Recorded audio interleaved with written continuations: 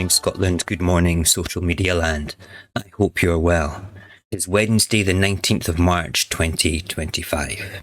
Back in December, I put together 4 videos discussing a Radio 4 podcast that contained discussion of secret memos and real-life interviews with civil servants and members of Parliament that proved that Westminster did not just hide our wealth, but conspired deliberately to do so.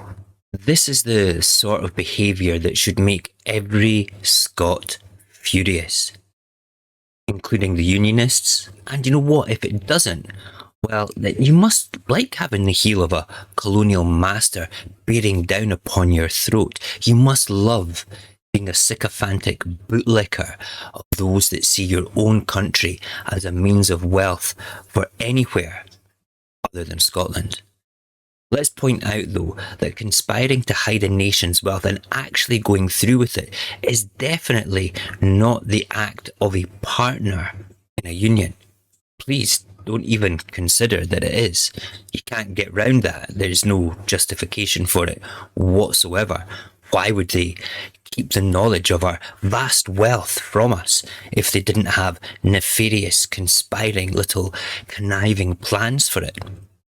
But what I can say that it is, though, is the behaviour of a superior nation that is treating another nation like a colony.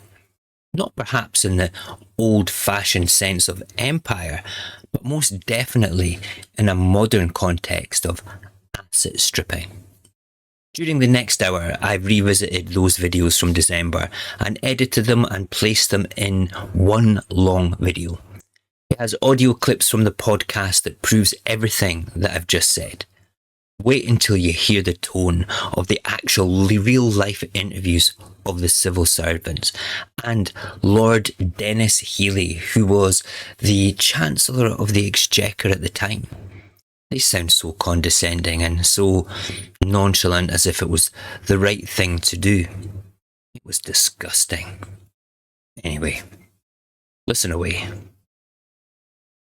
Good morning, Scotland. Good morning, social media land. I hope you are well. It is Monday, the 9th of December, 2024. The other day there, I was past an old newspaper clipping from a friend that dates back to 2006. Take a look at it, pause and read it please, or screen capture it and read it later, as it is vitally important to the context of this week's videos. Its headline, Independence Cover-Up, We Would Be Rich, is enticing enough, but the body of the text discusses that civil servants in Whitehall knew before the oil came ashore in Scotland that the wealth it would generate would make Scotland the wealthiest nation in Europe. And they conspired to influence politicians to prevent that knowledge from reaching the people of Scotland. They knew that if we knew, there would have been cries for independence. They knew that they had to keep this quiet. However, this was not the Macron report. This was actual memos and communications that were exchanged amongst the movers and shakers of Westminster at the time. The newspaper clipping is an eye-opener, but what intrigued me the most was the very last sentence. The papers are to form the basis of a Radio 4 documentary tonight at 8 p.m. Wait, so the BBC made a radio doc, what we would call a podcast nowadays, about these documents and communications? Well, I had to go about finding this podcast and hearing it for myself. 2 hours later, I found out the name of the documentary series, the title of this episode, the journalist who researched it and narrated it, but no link in any of the Radio 4 archives that would lead me to listening to the podcast. In fact, the series titled Document by Mike Thompson could be easily seen in the archive. You could even see the episode I was looking for. The title is called It's Our Oil. But every episode for 2006 was not available to listen to. I found that particularly strange. I took a coffee break from researching this, as I felt like, well, of course, they've made it unavailable. A podcast on the BBC with civil servants and Dennis Healey admitting that they had deliberately conspired to keep the truth about Scotland's wealth from the Scottish people. Yeah, I would not want that doing the rounds either. But caffeine-fueled tenacity pushed me on, and about an hour later I discovered the entire series had been published as an audiobook. Awesome! I was not disappointed. This was Activist Gold, a BBC podcast from 2006, unearthed with interviews from civil servants, from chancellors, and even Sean Connery, was now in my hands to cut up and use to deliver a message to all of Scotland. A message that many of us already understand. One that says Scotland has been manipulated, robbed and raped of its wealth and its opportunity. If by the end of this week's videos, being part of the union still leaves a sweet taste in your mouth, then I truly believe that you're beyond hope. Please share this after you've watched it, and remember, this is only part one. Scotland's history is one of resilience, innovation, and immense potential, yet it's also a history being held back. Few moments illustrate this better than the story of North Sea oil in the 1970s, a resource that could have transformed Scotland into one of the wealthiest nations in Europe. Instead, its potential was deliberately suppressed and its wealth exploited for the benefit of Westminster. At the time, the United Kingdom was in crisis. Inflation had reached record highs, strikes had paralysed industries, and fears of economic collapse loomed large. For Westminster, North Sea oil wasn't just a blessing, it was salvation. But for Scotland, this oil represented something far greater, a chance to reshape its future, to take control of its economy, and to step confidently into the world as an independent nation. What followed was a calculated strategy by Westminster to centralise control over this resource, ensuring that its wealth would flow south to stabilise the UK rather than north to benefit Scotland. Documents hidden from the public for decades, now revealed through Freedom of Information requests, expose the extent of this suppression. Listen for yourself to the first letter penned by Peter Mountfield, a Treasury official back in the 1970s. The first letter is dated the 15th of February 1974. That's a good 18 months before North Sea oil started flowing. It was written by a rather worried Treasury official called Peter Mountfield to his colleague, a Mr. Harrop. It was agreed in the discussion that we have a real problem on our hands here. Scottish oil is going to become a major political issue, whether we like it or not. We agreed that this should be brought out clearly for ministers, and that it should not merely be brushed aside. We should make it clear that the sums involved are much larger than the present oil revenues. It is no secret that the government is considering increasing the take, since we have said as much publicly. This letter reveals the depth of Westminster's anxiety. Scotland's oil wealth wasn't just an economic opportunity, it was a political crisis waiting to happen. Mountfield's memo made it clear Scotland's oil would become a major political issue, and the sums involved were far larger than anyone was prepared to admit publicly. For Westminster, this wasn't just about managing oil, it was about managing Scotland's ambitions. In the podcast, Edward Pearce, Dennis Healy's biographer, was asked to comment on this. So, given all this, what was going through the minds of the government, both Dennis Healy and other cabinet ministers, when they looked across the border in Scotland and saw that there was growing support for Scotland to at least request devolution or even independence, fundable by the oil that was obviously going to be flowing? What it boiled down to was that the thing that was going to save us, and that we've been going on about very quietly and discreetly for 10 years, understating always how much, but knowing in fact that there was about 4 times as much as any figure we put out, was going to be snatched away from us. If you then say, actually, Hamish McGregor up in Edinburgh wants 80% of it because it's our oil, you would have said you're taking away salvation as we know it. The UK was facing an economic storm. Inflation was spiralling, labour strikes were crippling industries, and the government feared financial collapse. North Sea oil was their lifeline. Westminster needed this wealth to stabilise the UK economy, but Scotland's growing calls for devolution or even independence posed a direct threat to their plans. Edward Pearce's remarks lay bare the mindset of the time. Westminster saw Scottish oil not as Scotland's resource, but as the salvation for the entire UK. Allowing Scotland to control, say, 80% of this wealth would have been unthinkable, a scenario that threatened to snatch away salvation as they knew it. The stakes were high. Westminster's response was calculated. Just days before the general election of February 1974, Peter Mountfield drafted another document.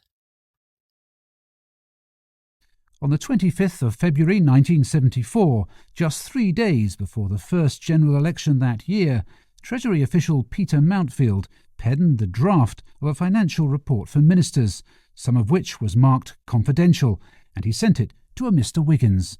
Traditionally, Scotland and Wales have benefited from membership of the UK, as expenditure on national services in the two countries has exceeded their revenue-raising capacity.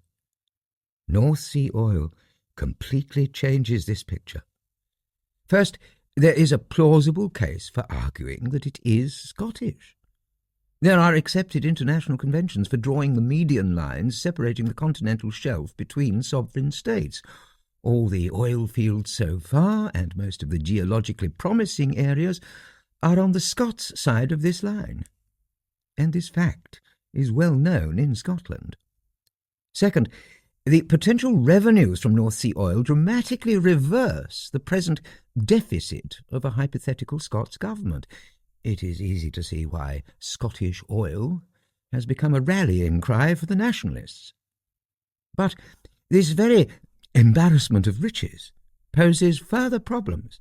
If all North Sea oil revenues accrued to Scotland, the revenues will far exceed the likely needs of a separate Scots government. The actual oil produced will be 10 times total Scots oil consumption. The obvious response for Scotland, as it has already been for Norway in an exactly similar situation, is to consider restricting the flow of oil to make it and the revenues last longer. But for the UK economy, in which Scotland had only limited autonomy, this could be disastrous. If we go further and contemplate a break-up of the UK monetary union, a prospect which Scottish nationalists will now find very tempting, the rest of the UK loses the balance of payments advantages almost completely. This report reveals the heart of Westminster's dilemma. Mountfield clearly understood and admitted what was already clear. Under international conventions, the vast majority of North Sea oil fields lay in Scottish waters. These resources had the potential to transform Scotland's economy, reversing any financial deficit and creating surpluses far beyond its needs. For Scotland, this wealth could have funded infrastructure, reduced poverty and mirrored Norway's approach to creating long-term prosperity through sustainable oil management. But for Westminster, this presented a political nightmare. Mountfield warned of the consequences. If Scotland gained control of its own oil wealth, it could easily justify breaking away from the UK monetary union. This would mean the rest of the UK losing nearly all the balance of payments and advantages that oil provided, a disaster for the struggling British economy. These revelations are not only about history, they expose a pattern of suppression and control. Westminster, unwilling to lose Scotland's oil, downplayed the wealth's potential and tightly controlled the narrative. Imagine what might have been a Scotland where oil wealth supported schools, hospitals, and world-class infrastructure, a nation where industries thrived and poverty was a thing of the past. Instead, Scotland's resources were siphoned off to stabilise the UK, leaving Scots with little more than the rhetoric of unity. This story isn't an isolated case. It's part of a broader pattern where Westminster controls Scotland's resources, limits its autonomy, and ensure it remains subordinate within the Union. Renewable energy projects, infrastructure investment, and modern resource management all follow the same trajectory and centralisation and control. The evidence is clear.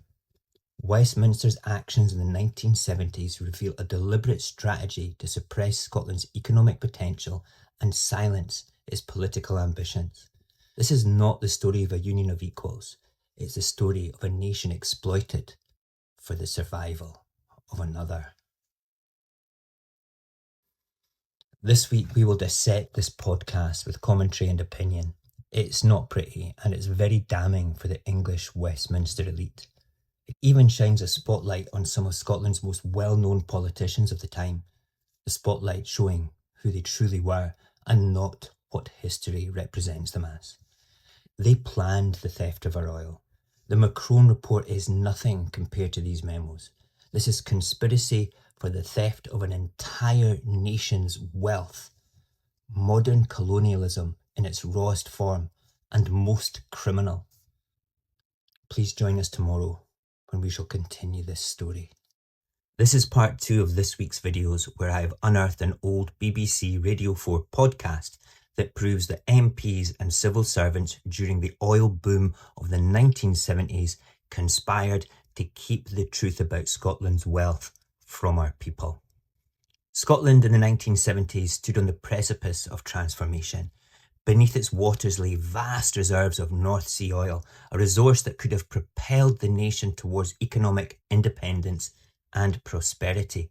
Yet Westminster, desperate to maintain its grip on Scotland and its wealth, took steps to suppress this potential.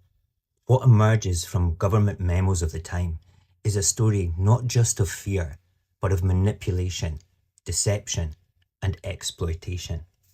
Throughout these videos, you will hear excerpts from the podcast where voice actors from 2006, when the podcast was made, read aloud the words of the civil servants. You're going to hear another one from Peter Mountfield right now, as he wrote to colleagues.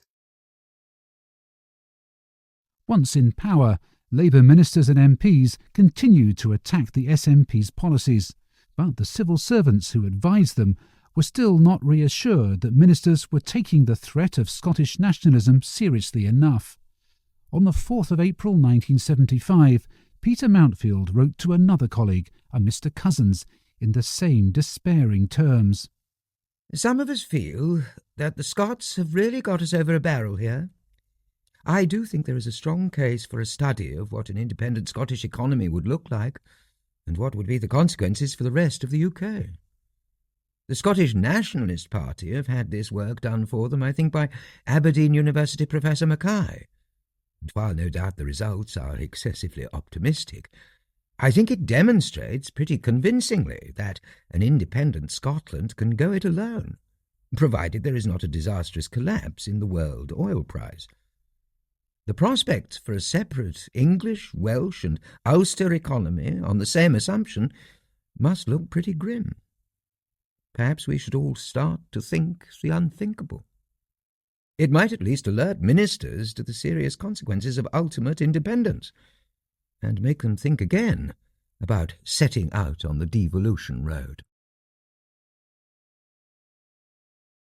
The memo speaks volumes about Westminster's desperation.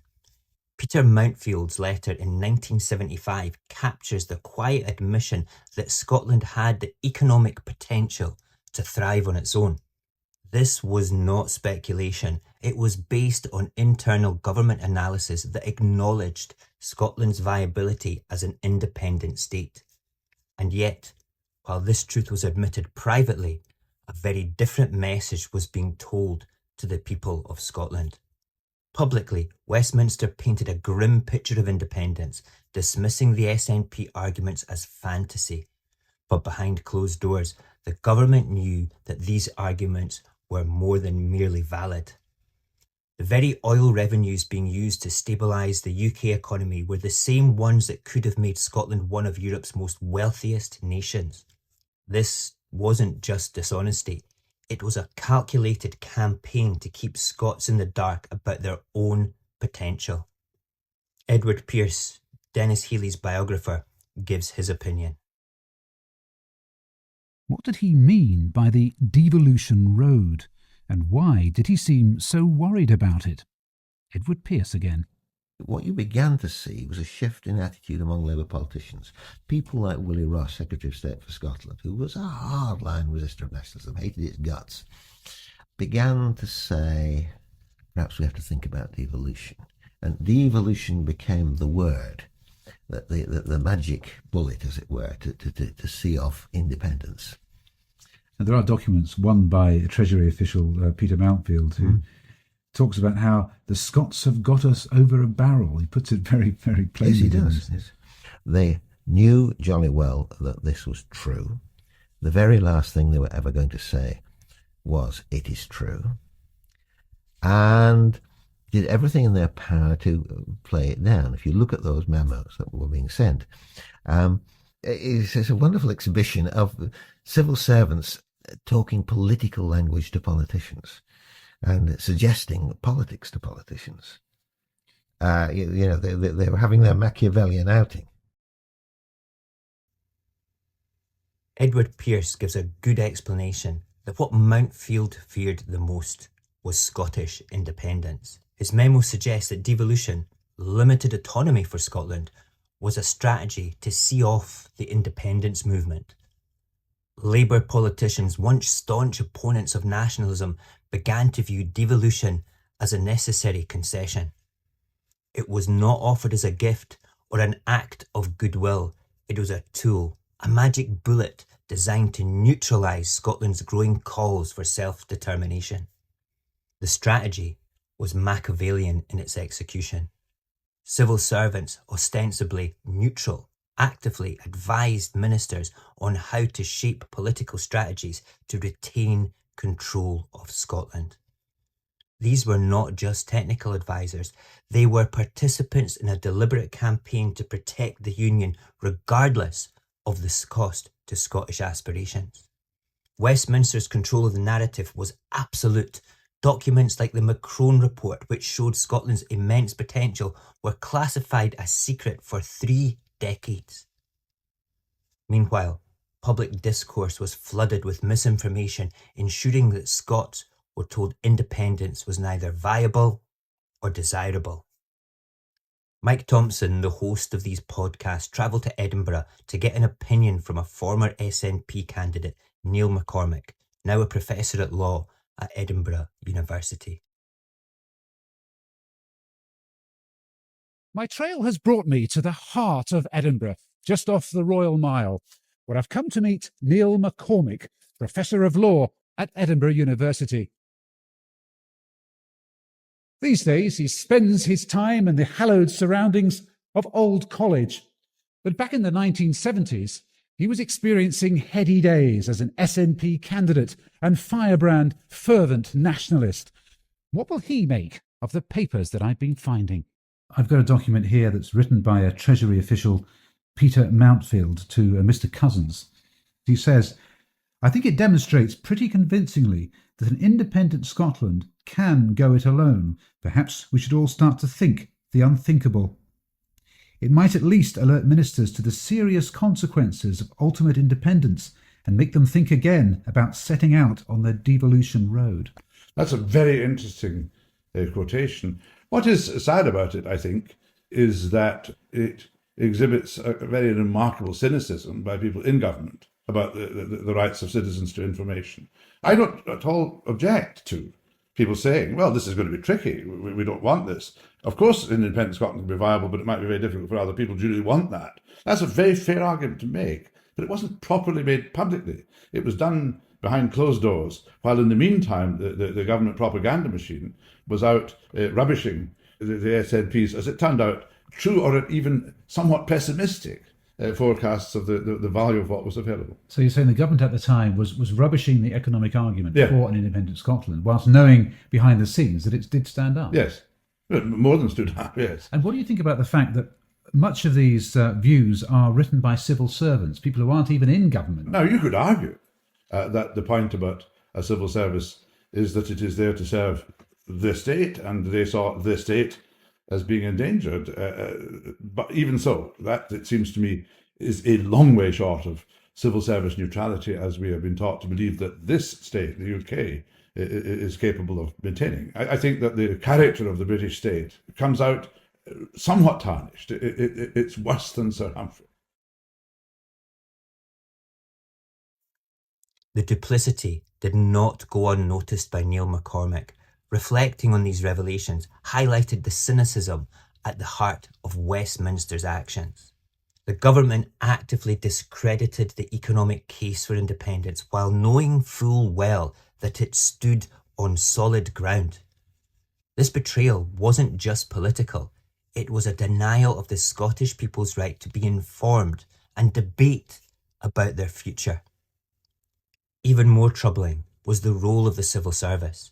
Far from being neutral arbiters, civil servants became key players in Westminster's efforts to maintain control. They saw their role at preserving the British state at all costs, a stance that undermines the very principles of impartiality they were supposed to uphold. What emerges from these memos is a clear picture of Westminster's priorities. Scotland was not seen as an equal partner in the Union, but as a resource, a means to stabilise a struggling UK economy. The oil that could have funded Scotland's development was instead used to prop up the rest of the UK, while Scots were told that they were reliant on the Union for survival. These actions delayed Scotland's path to self-determination for decades. Devolution, though, finally achieved in the late 1990s, came far too late to allow Scots to fully harness the benefit of their resources. What might have been possible in the 1970s, an independent Scotland flourishing on its own terms, was systematically denied. The memos uncovered through a Freedom of Information request decades later exposed the uncomfortable truth about Westminster's treatment of Scotland. This was not a union built on trust or equality. This was a union maintained through fear, manipulation, and control. Scotland's oil wealth represented more than economic potential. It represented freedom, and that was something Westminster would never allow.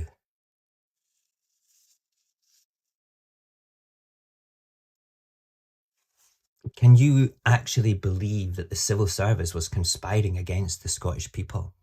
The proof's in the memos, you've heard them. There's still more to come over the next couple of days. We would be used to MPs and Lords doing it perhaps, but these were people that were supposed to remain neutral for the functioning of the Union, the functioning even of just Scotland. But the glorious Union that so many Scots still believe in today did conspire to hide our wealth. Not just by hiding the Macron report, but by blatantly advising MPs and ministers to not make the true level of wealth that we have in Scotland public to the nation, and to use devolution as a tool to delay independence. Both these actions have had a tremendous effect. Couple that with a constant Scotland bad rhetoric in the media, the effect was opinion modifying, cult-like brainwashing, and so many Scots believed it. Don't tell them the truth. Keep it from them. Tell them they are shit at life, and make out that the Union is their only route to survival. Nah. It's disgusting, and it's time that we did something about this. The SNP are rising in the polls for 2026 again. However, there are far too many unionists predicted to get into opposition once more. So with what we are learning here, what we're discussing here, with the lies that the unionists told you, is it not about time that we delivered a political knockout to them and elect a pro-Scottish government and a pro-Scottish opposition? Think about that. In the meantime, join us tomorrow when you will hear Dennis Healy admit that he knew exactly what was going on, and how some great Scottish politicians like John Smith also knew but were more loyal to Westminster than their fellow Scots. Have a great Tuesday. This is part 3 of my commentary on a 2006 BBC Radio 4 podcast that I've unearthed that proves that Westminster conspired to hide Scotland's oil wealth before it even started coming ashore. We have discovered in parts 1 and 2 that civil servants were writing to each other as far back as 1975, plotting to neutralise the calls for independence by weaponising and controlling any future plans for devolution in Scotland, and limiting the information regarding the true wealth of our nation. They felt by containing the SNP and their calls for independence within the walls of Westminster, they could fend off the calls for self-determination and utilise the oil money to prop up the crumbling UK economy. In truth, Westminster and the civil service working for them did nothing but conspire to maintain the financial functioning of the Westminster government at the expense of the Scottish people. Scotland in the 1970s stood at the threshold of unbelievable opportunity. The discovery of North Sea oil promised a future of economic independence, prosperity and self-determination. But behind closed doors in Westminster, a very different narrative was unfolding.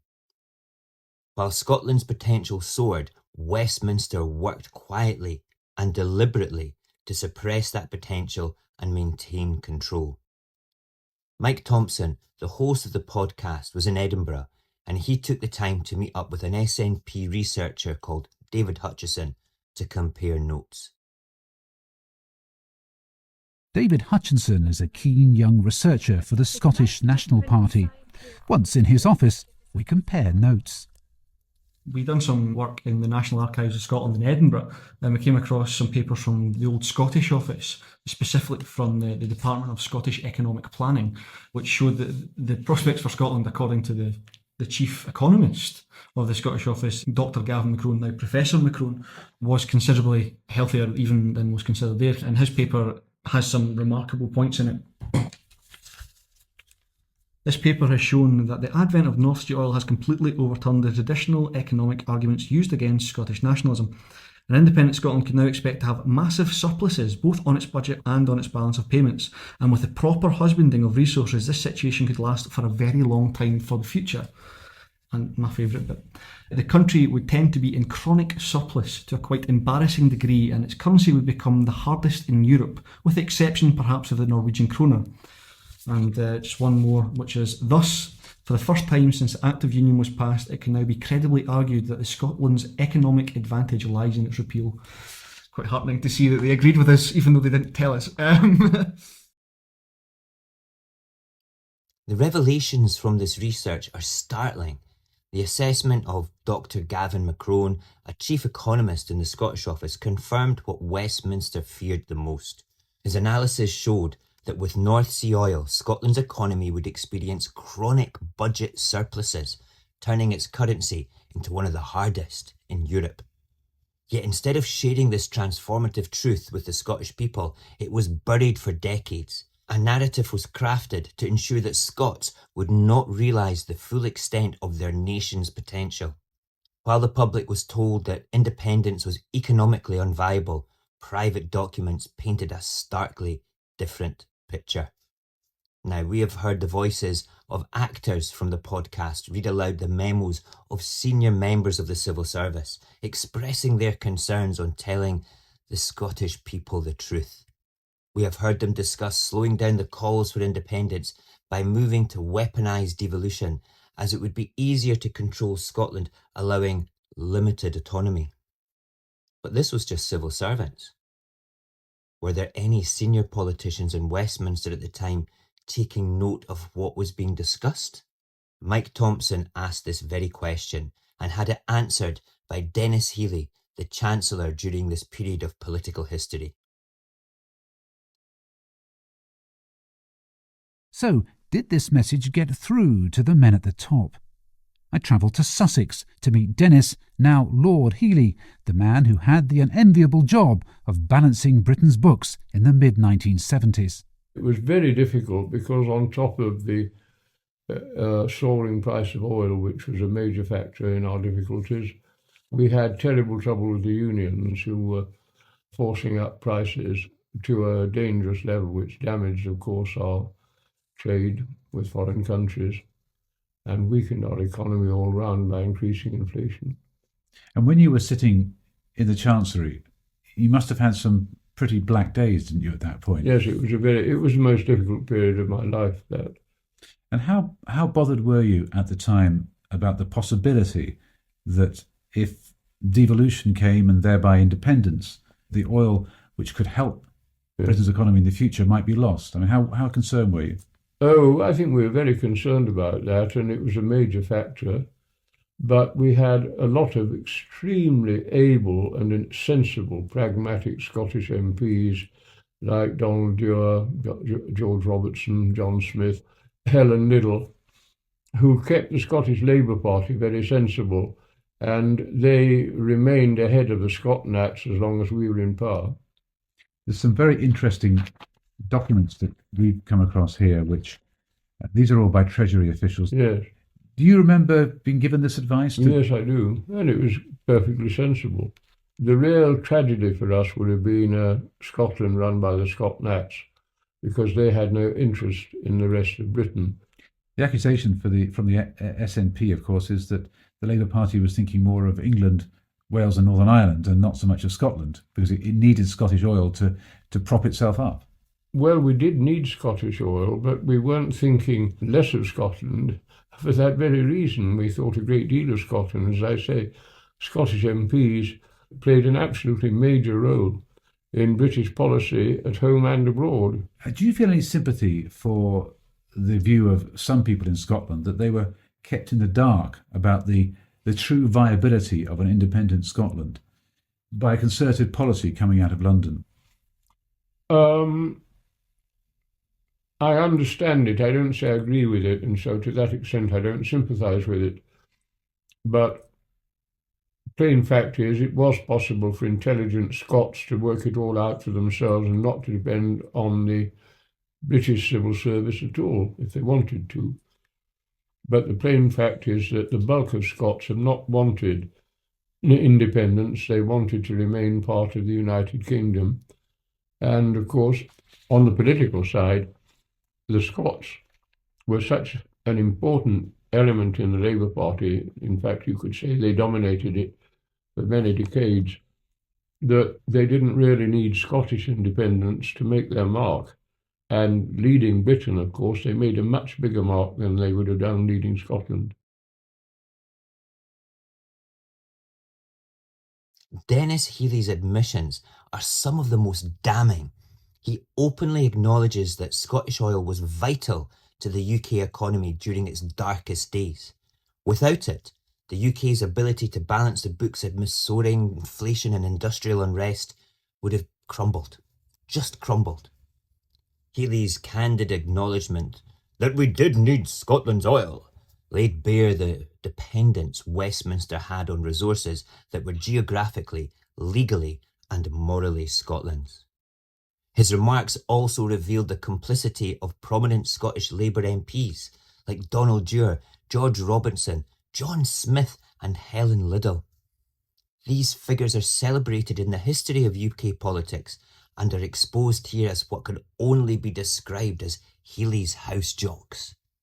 They actively worked to maintain Labour's dominance over the SNP, fully aware of the wealth their nation held, yet unwilling to act in Scotland's interests. Their loyalty to Westminster outweighed their obligation to their constituents, allowing Scotland's resources to be exploited for the UK's benefit, while Scots themselves remained in the dark. Healy's arrogance is staggering. He suggests that intelligent Scots could work it all out for themselves, as though suppressing critical information was an acceptable way to govern. This is not transparency, and it borders on contempt. The idea that Scots were responsible for uncovering the truth while the government intentionally buried it is a betrayal of trust and an abuse of power. How can such actions be reconciled with the duty to act in Scotland's best interests? They cannot. They just can't. Healy and his colleagues knew the transformative potential of Scotland's oil wealth and deliberately chose to suppress it. The admission that this wealth belonged to Scotland, made decades later by the retired Chancellor turned Lord, only compounds the betrayal.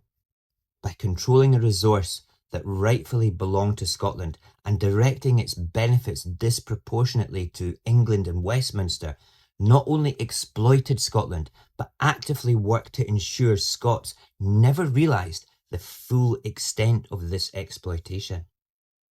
This is a stark violation of the principles of fairness and partnership that is supposed to underpin this union. Labour politicians leaned on pragmatic Scottish MPs to maintain control while publicly claiming to care deeply about Scotland's future. The truth, however, was clear. Scotland was seen not as a partner, but as a lifeline for the UK's crumbling economy. Westminster's exploitation of Scottish resources was not just a financial decision, it was a political strategy to undermine Scotland's autonomy. Another civil servant from the Treasury called David Walker also started to express his opinions.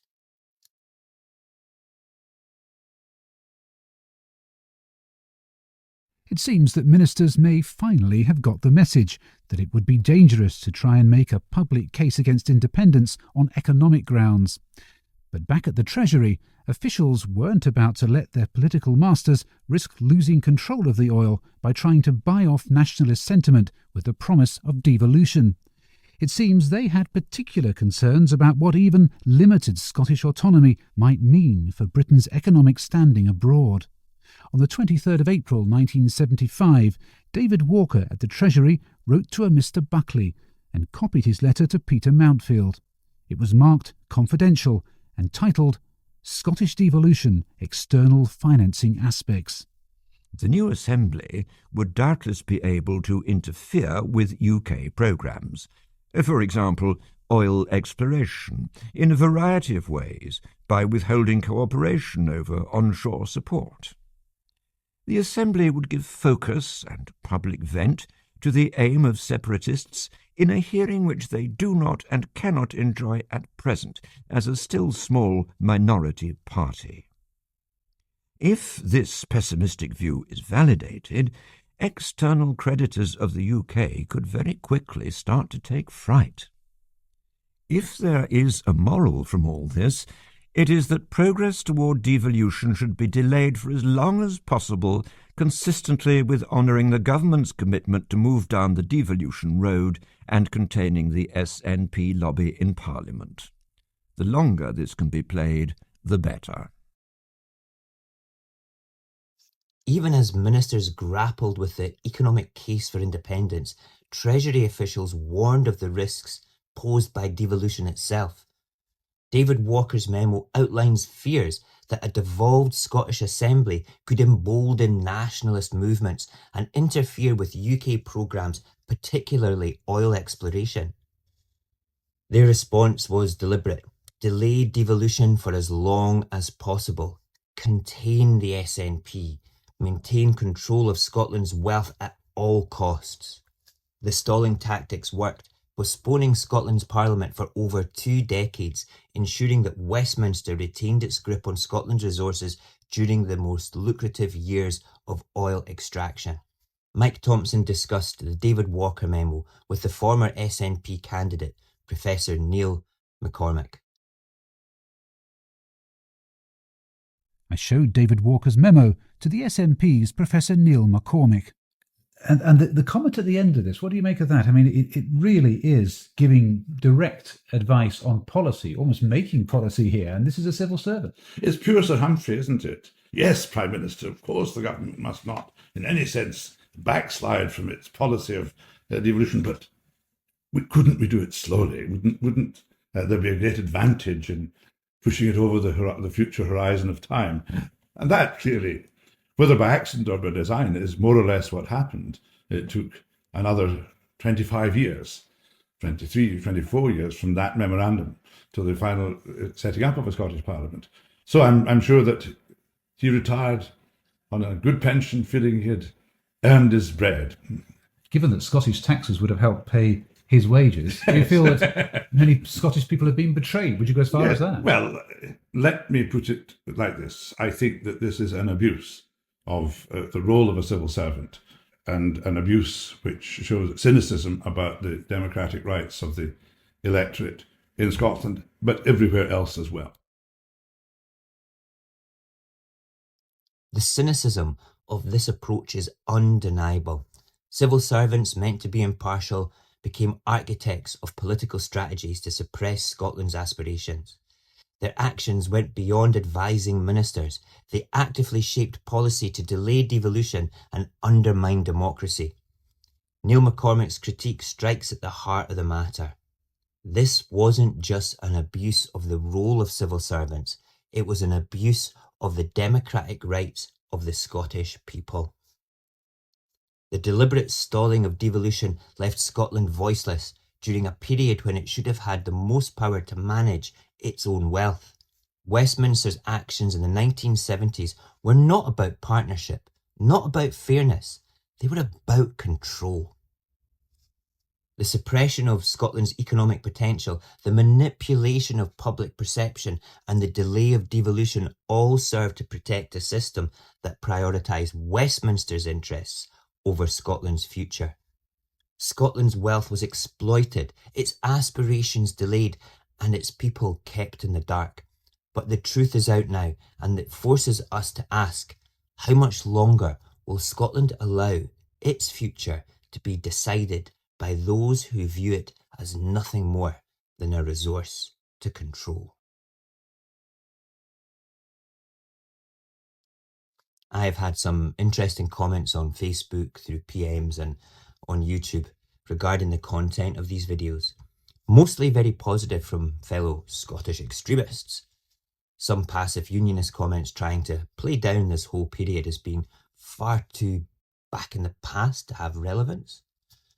And even some more strongly worded, obviously terrified unionists, filled with spit, hate and bile, that try to intimidate the host, me, into shutting up. Well, I want to say to all the negative Nancys, you mean nothing to me. You accept a political union that has suppressed your own country, and that is something that you have to live with, not me. Play it down, send me hate. It all says far more about you than it does about me. Anyway, tomorrow's the last part, and we shall be hearing from the late Sir Sean Connery and the civil servant David Walker, writer of memos, who is now Sir David Walker, and discover if he has any regrets from conspiring against the Scottish people. I hope you can join us tomorrow. Have a great Wednesday. This is part 4 of my commentary regarding an unearthed old Radio 4 podcast from 2006. So far, we have learned not only civil servants were conspiring to hide Scotland's wealth from the Scots, but also to use devolution to hoodwink us into accepting limited autonomy. They even slowed down the process to reach our devolved parliament in order to prevent, for now, full-blown independence. Today, we shall hear directly from one of the civil servants who penned the memos as Mike Thompson tracks them down. Scotland in the 1970s had an unparalleled opportunity to redefine its future. The discovery of North Sea oil was a game changer, with the potential to turn Scotland into one of the most prosperous nations in Europe. But instead of empowering Scotland, Westminster ensured its wealth was used to prop up a struggling UK economy, keeping the Scottish people in the dark about their nation's true potential. Mike Thompson was curious to see if he could track down any of the civil servants who were creating these memos and deliberately going out of their way to suppress Scotland's right of self-determination and to hide this incredible natural wealth our nation has from us. He was not disappointed as he tracked down David Walker, who wrote the last set of memos that we heard in part 3 of this series. Serious allegations, perhaps ones that Treasury official David Walker, if he's still around, might like to reply to. After ringing around a little, I discovered that Mr. Walker, now Sir David Walker, has just retired as chairman of Morgan Stanley Incorporated. I sent him a copy of his memo from back in the 1970s and asked if he'd like to comment further. He agreed, and so I headed for his offices in Canary Wharf. Hello. Sir David, pleased to meet you. Very nice Mike to see you. Thompson from Document. Very good to see you. For me, it was an exclusively economic question. I had no interest, nor indeed proper role to play in relation to devolution. The government had given a commitment about its intention to go some way down that path.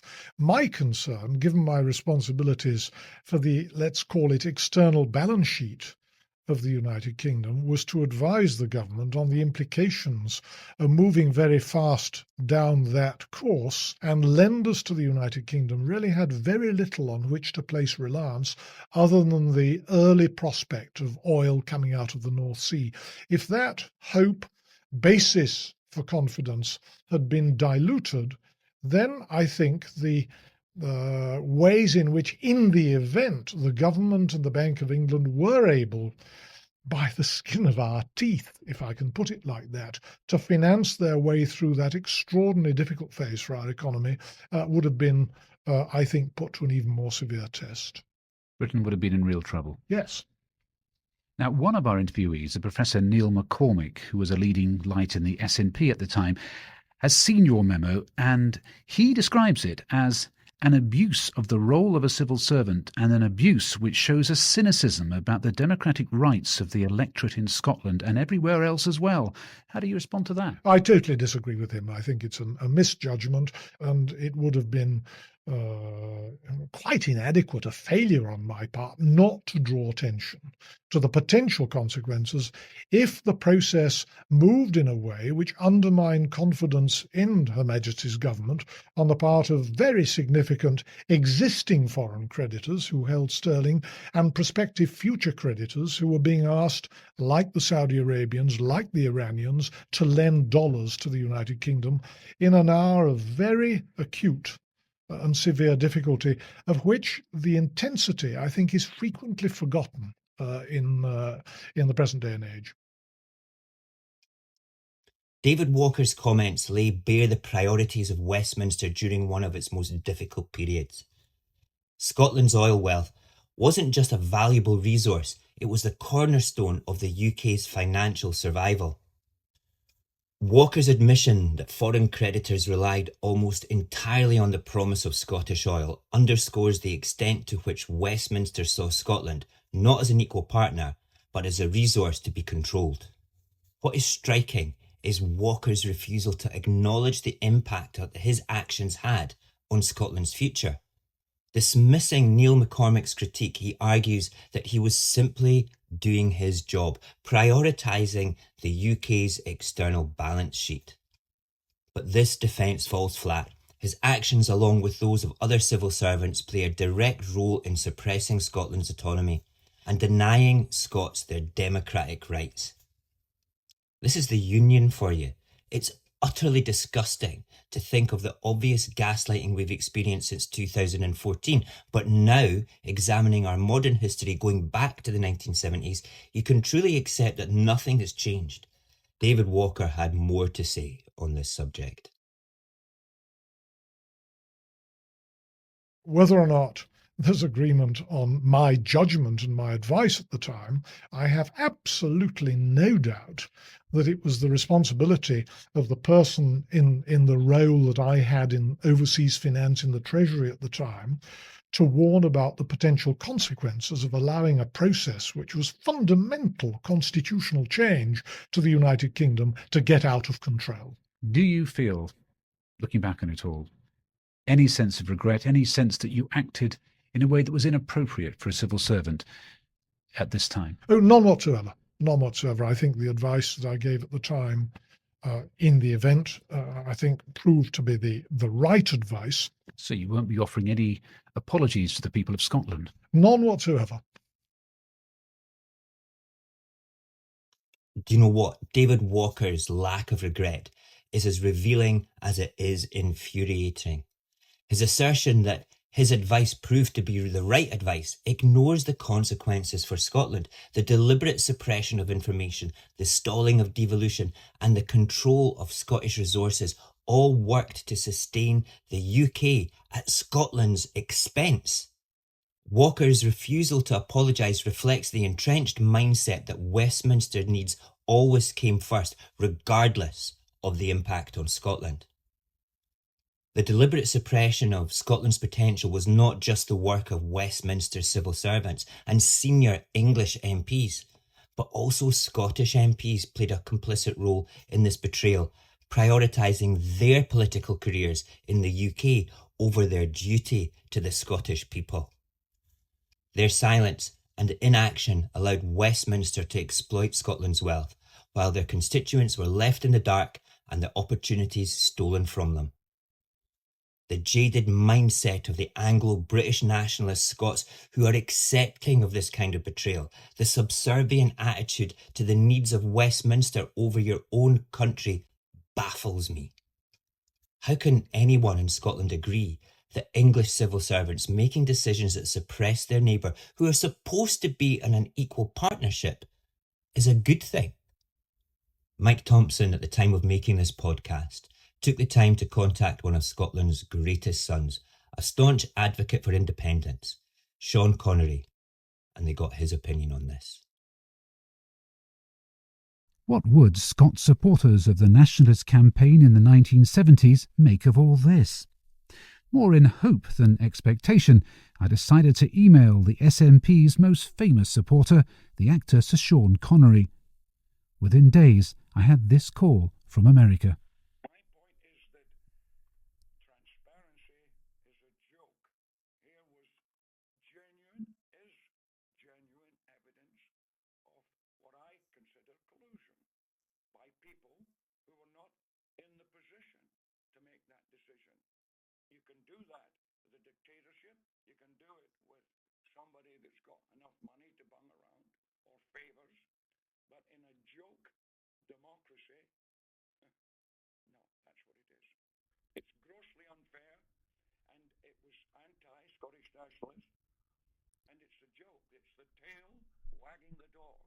Now, people in Scotland have never actually voted, or a majority have never actually voted for independence. Do you think, if what is known now about the value of Scotland's oil wealth, if that had been known in the mid-1970s, do you think things could have been different?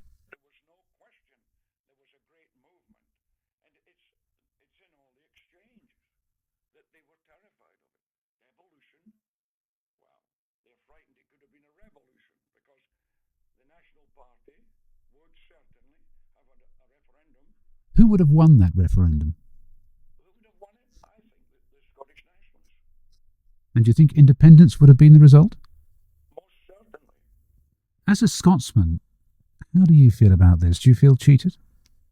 Well, it doesn't surprise me, but the depth of it, the cynicism of it, is appalling, considering all the bullshit that goes out about Scotland gets too much money, whereas if they'd been made healthy partners sharing, it would have been a different ballgame. Could have gone forward in good faith. Do you think there should be an apology? More than an apology. There should be a whole admission. There should be a genuine inquiry, not like Hutton's nonsense, and should be exposed. Sean Connery's words capture the frustration and betrayal felt by so many Scots.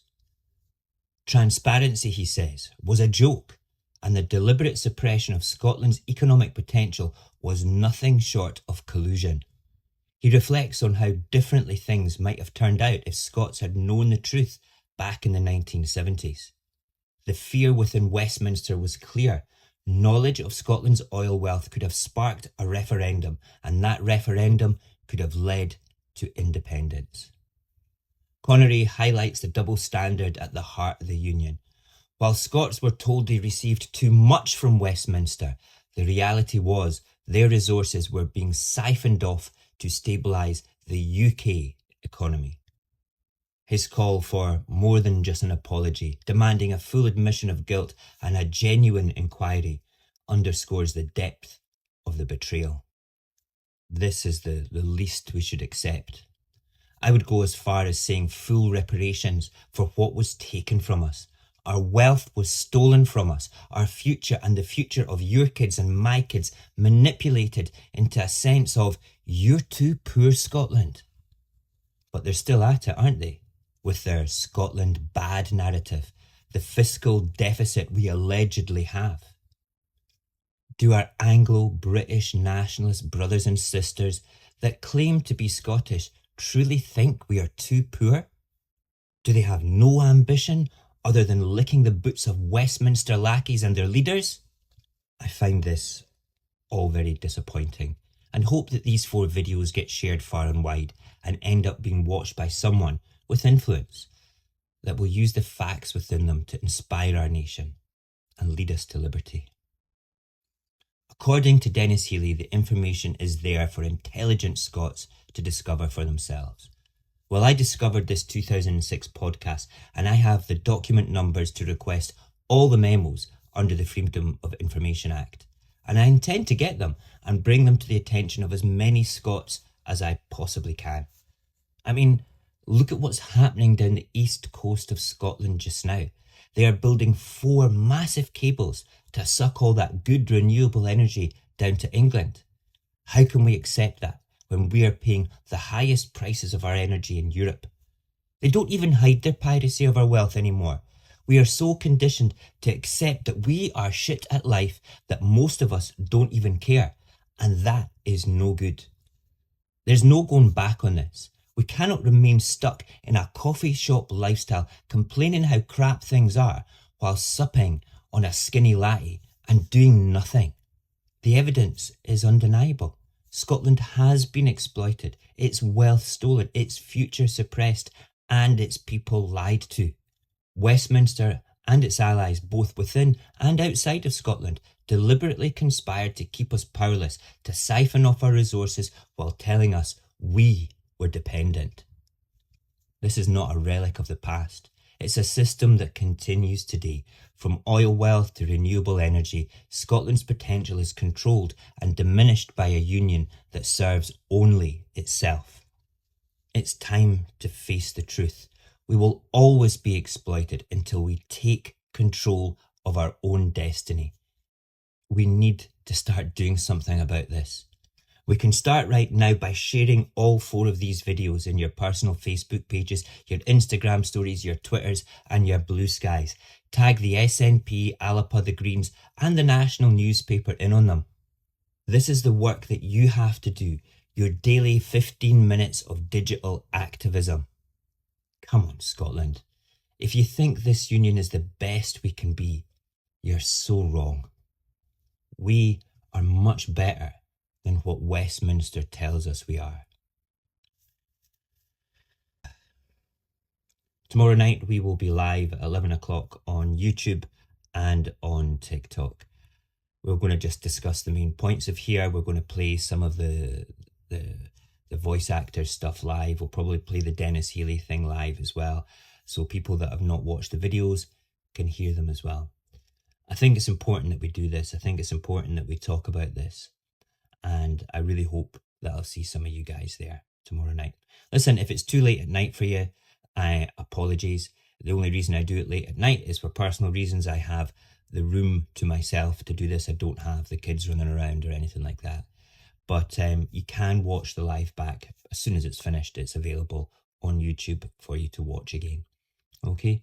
Listen, thanks for the support over these 4 videos. They've been very successful. I really appreciate it. We're building up a very, very good community within the YouTube app.